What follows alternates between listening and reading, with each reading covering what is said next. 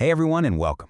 Today, we're cracking open what I like to call the ultimate survival guide to macroeconomics. Seriously, forget the dry, boring textbooks. We're about to explore the invisible forces that really shape everything, from the money in your pocket to the health of the entire global economy. Ready? Let's jump right in.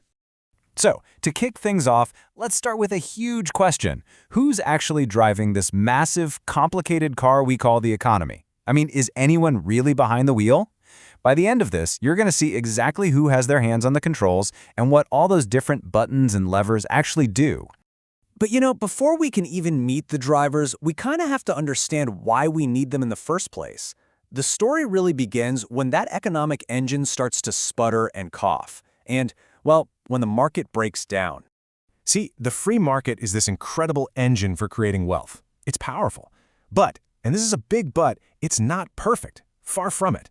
Sometimes it leads to monopolies, or massive inequality, or it just doesn't account for the true costs of things, like pollution. When the market can't sort these problems out by itself, we have a name for it. We call it a market failure.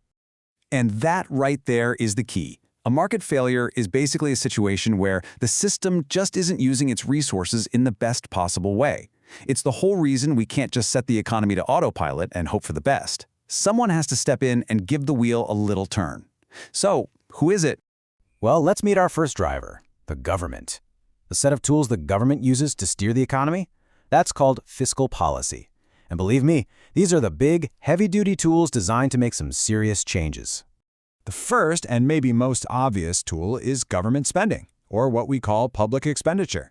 You can think of this as the gas pedal. When the economy is sluggish, the government can step on the gas by building new highways, funding scientific research, or investing in schools. It pumps money directly into the system to get things moving. Okay, but you can't just hit the gas if there's no fuel in the tank, right? So where does the money come from? That brings us to tool number 2, public revenue. And yeah, that mostly means taxes. Taxes are the fuel that makes the government's car go. But they can also be the brakes. If the economy is getting way too hot and prices are soaring, the government can raise taxes to cool things down a bit. So what happens when the government wants to spend more than it's getting from taxes? Well, just like anyone else, it borrows. This is public debt. And as you can see, this borrowing can be a good thing, like if you're building a new power plant that'll generate income for years. It's a really critical tool, but it's also a complicated one. So why is government spending so incredibly powerful? It's because of this really cool concept called the multiplier effect. Now, don't get hung up on the formulas you see here. The basic idea is super simple. Every single dollar the government spends creates a ripple effect. That dollar gets spent again and again and again, creating a much bigger impact on the economy than the original dollar. It's like economic leverage. But, of course, there's a potential catch. It's not all that simple. It's something called the crowding out effect. Here's how it works. If the government goes on a huge borrowing spree, it can start to soak up all the available money out there. That means there's less left over for private companies to borrow, which can cause private investment to drop. It's a really delicate balancing act. Okay, so we've got one driver, the government, with its hands on the wheel of fiscal policy. But there's another driver in this car, a co-pilot, if you will, and that's the central bank, which uses a completely different set of tools called monetary policy. So what's the central bank's job description exactly? Well, think of it as the ultimate guardian of the nation's financial health. It keeps the system stable, it literally prints the money we use, it's the government's personal banker, and it keeps an eye on all the other banks to make sure they're playing by the rules. It's a pretty huge deal. And how do they do all this? Well, their main tools are what we call quantitative. That's just a fancy way of saying they control the total amount of money and credit sloshing around the economy. They do this by tweaking key interest rates. By making it cheaper or more expensive for banks to borrow money, they can influence everything, turning the dial up or down on the entire economy. Okay, let's recap.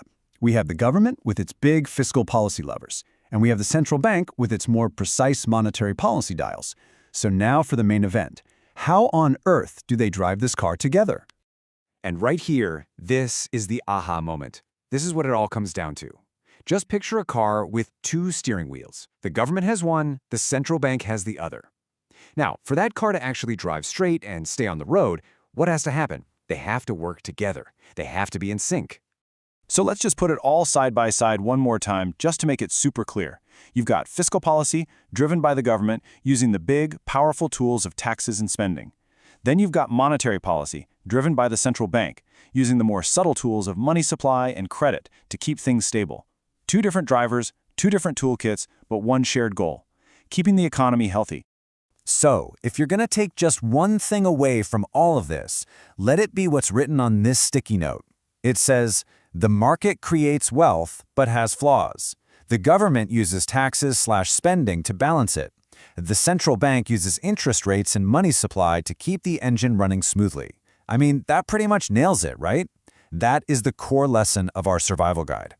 And that brings us to one last big nagging question. If we have the drivers, and we have the tools, and we have all these steering wheels designed to keep us on the straight and narrow, why do we still have crashes? Why do we still get recessions and financial crises? That, my friends, is a question for another time. But it just goes to show you how tricky this whole journey really is.